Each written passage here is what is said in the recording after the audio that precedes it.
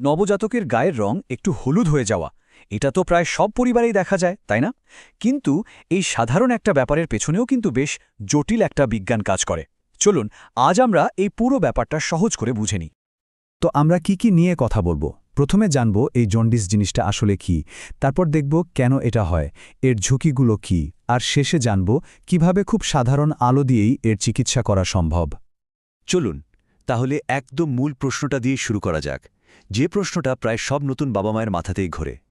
ভাবতে পারেন প্রায় ৮০% সুস্থ সবল নবজাতকেরই কম বেশি জন্ডিস হয়, মানে এটা এতটাই কমন একটা ব্যাপার। আচ্ছা, তাহলে এখন প্রশ্ন হলো, ত্বকের এই যে হলুদ ভাব যেটা আমরা এত দেখি, এটা আসলে কি? ডাক্তারি ভাষায় একে বলে হাইপার বিলিরুবিনেমিয়া। বেশ কঠিন একটা শব্দ, তাই না? সহজ করে বললে এর মানে হলো রক্তে বিলিরুবিন নামে একটা হলুদ রঙের পদার্থ বেড়ে গেছে, আর সেটাই চামড়ায় জমে গিয়ে এমন হলুদ রং তৈরি করে।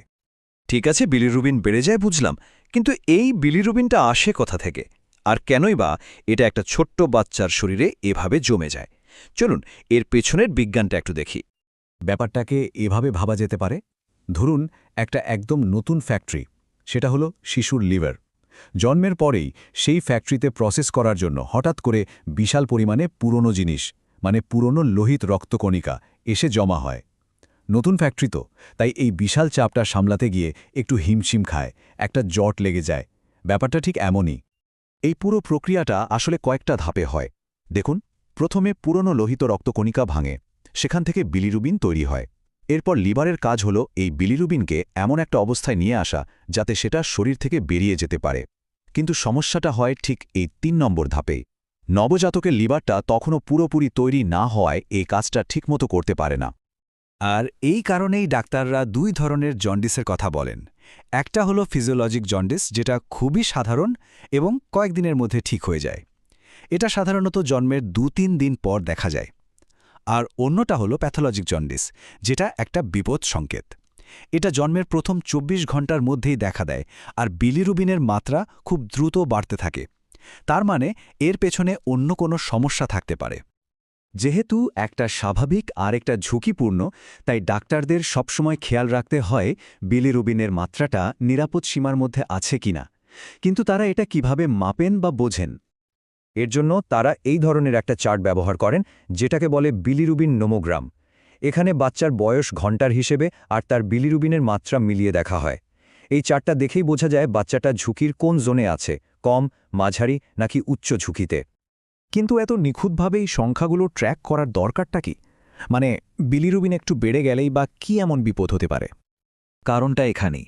এর পরিণতি যদিও মারাত্মক হতে পারে, কিন্তু সবচেয়ে গুরুত্বপূর্ণ বিষয় হল এটা প্রায় পুরোপুরি প্রতিরোধ করার সম্ভব, আর তার জন্যেই এত সতর্কতা। সবচেয়ে বড় ভয়টা হলো কার্নিক রেট্রস নামের একটা রোগ নিয়ে। এটা মস্তিষ্কের একটা বিরল কিন্তু মারাত্মক ক্ষতি। যখন বিলিরুবিনের মাত্রা সাংঘাতিকভাবে বেড়ে যায় আর সেটা মস্তিষ্কে গিয়ে জমে, তখন এই ক্ষতিটা হতে পারে। আর এই ভয়ঙ্কর পরিণতিটা ঠেকানোই কিন্তু মূল লক্ষ্য। তবে আশার কথা হলো, বিলিরুবিনের মাত্রা যদি বিপজ্জনক জায়গায় পৌঁছেও যায়, তার জন্য কিন্তু খুবই কার্যকর আর সহজ চিকিৎসা আছে। আর সেই চিকিৎসাটা কোনো জটিল ওষুধ নয়, বরং খুবই সাধারণ একটা জিনিস, আলো। হ্যাঁ, ঠিকই শুনছেন, বিশেষ এক ধরনের আলো যেটাকে বিলি লাইটসও বলা হয়। এটা কাজ করে দারুণ এক উপায়ে। একটা বিশেষ নীল সবুজ আলো শিশুর ত্বকের উপর ফেলা হয়। এই আলোর শক্তিটা তখন ত্বকের নিচে জমে থাকা বিলিরুবিনকে ভেঙে এমন একটা রূপে বদলে দেয় যা পানিতে মিশে যেতে পারে। আর এর ফলে কি হয়? লিভারের আর কোনো সাহায্যের দরকারই হয় না। ওই পরিবর্তিত বিলিরুবিনটা তখন সহজেই শরীর থেকে বেরিয়ে যায়, মানে এটা লিভারকে একটা বাইপাস রুট তৈরি করে দেয়।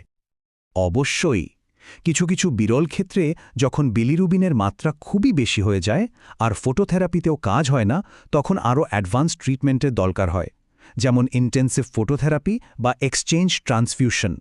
তবে এগুলো সত্যি খুব কম ক্ষেত্রেই লাগে। তো পুরো ব্যাপারটা কি দাঁড়ালো? একটা সাধারণ হলুদ রং, কিন্তু তার পেছনে কত জটিল এক কাহিনী। আর সবচেয়ে আশ্চর্য ব্যাপার হলো, আলোর মতো একটা সাধারণ জিনিস ব্যবহার করেই একটা শিশুকে মারাত্মক বিপদ থেকে বাঁচানো সম্ভব। এটাই তো বিজ্ঞানের আসল সৌন্দর্য, তাই না? একটা সাধারণ পর্যবেক্ষণ থেকে কিভাবে একটা জীবন রক্ষাকারী সমাধান বেরিয়ে আসতে পারে।